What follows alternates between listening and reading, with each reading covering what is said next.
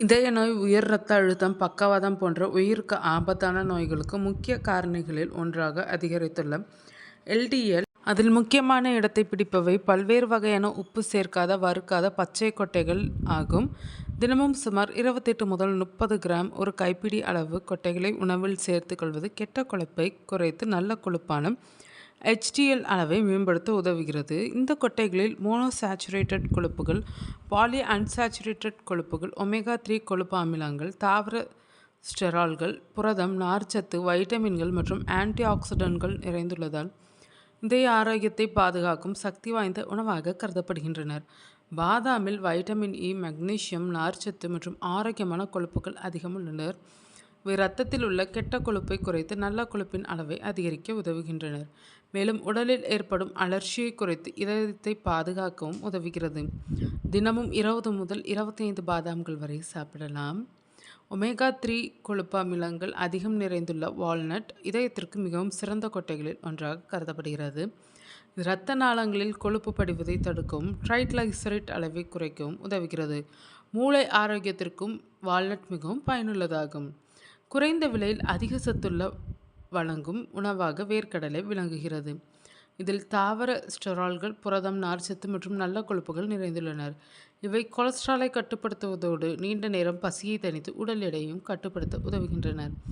பிஸ்தாவில் lutein, anti ஆக்சிடென்ட்கள் மற்றும் நார்ச்சத்து அதிகம் உள்ளது. தொடர்ந்து அளவோடு சாப்பிடுவதன் மூலம் LDL கொழுப்பின் அளவு குறைந்து இதய நோய் அபாயம் குறையலாம்.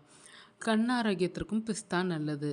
முந்திரியில் ஆரோக்கியமான கொழுப்புகள், தாமிரம், மெக்னீசியம் மற்றும் துத்தநாகம் போன்ற தாதுக்கள் நிறைந்துள்ளனர். அளவோடு சாப்பிட்டால் உடலுக்கு தேவையான சக்தியை வழங்குவதோடு கொலஸ்ட்ரால் அளவையும் கட்டுப்படுத்த உதவுகிறது. இருப்பினும் அதிகமாக சாப்பிடுவதை தவிர்க்க வேண்டும். ஹேசல்நட்டில் வைட்டமின் இ, நல்ல கொழுப்புகள் மற்றும் ஆன்டி ஆக்சிடன்ட்கள் நிறைந்துள்ளனர்.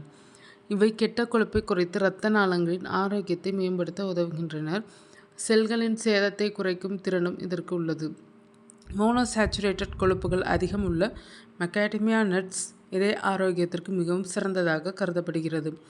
இரத்தத்தில் உள்ள கெட்ட கொழுப்பை குறைத்து நல்ல கொழுப்பின் அளவை உயர்த்த உதவுகிறது. இதில் கார்போஹைட்ரேட் குறைவாக இருப்பதால் சிலருக்கு சிறந்த சிற்றுண்டியாக அமைகிறது. பெக்கான்களில் நார்ச்சத்து, தாவர ஸ்டெரால்கள் மற்றும் பல்வேறு ஆன்டி ஆக்சிடன்ட்கள் அதிகம் உள்ளனர். இவை மொத்த கொலஸ்ட்ரால் அளவை சமநிலைப்படுத்துவதோடு இதய நோய் அபாயத்தையும் குறைக்கவும் உதவுகின்றனர். உடலின் ஆக்சிடேட்டிவ் ஸ்ட்ரெஸ்ஸையும் குறைக்கும் தன்மை கொண்டவை. நட்ஸுகளை சாப்பிடும்போது சில விஷயங்களை நினைவில் வைத்திருக்க வேண்டும். உப்பு சேர்க்கப்பட்ட அல்லது அதிக எண்ணெயில் வறுத்த நட்ஸுகளை தவிர்த்து பச்சையாக அல்லது லேசாக வறுத்தவற்றை தேர்வு செய்வது நல்லது. தினமும் ஒரு கைப்பிடி அளவை தாண்டாமல் சாப்பிடுவது முக்கியம். நட்ஸுகள் அதிக கேலரிகள் கொண்டவை என்பதால் அளவோடு உட்கொள்வதே சிறந்தது. மேலும் நட்ஸுகளை மட்டும் சாப்பிடுவதால் கொலஸ்ட்ரால் முழுமையாக குறையாது. காய்கறிகள், பழங்கள், முழு தானியங்கள், பருப்பு வகைகள் போன்ற சத்தான உணவுகளுடன் இணைத்து சீரான உடற்பயிற்சி, புகைப்பிடிப்பதை தவிர்த்தல் மற்றும் ஆரோக்கியமான வாழ்க்கை முறையை கடைபிடிப்பதன் மூலம் இதய ஆரோக்கியத்தை நீண்ட காலத்திற்கு பாதுகாக்க முடியும்.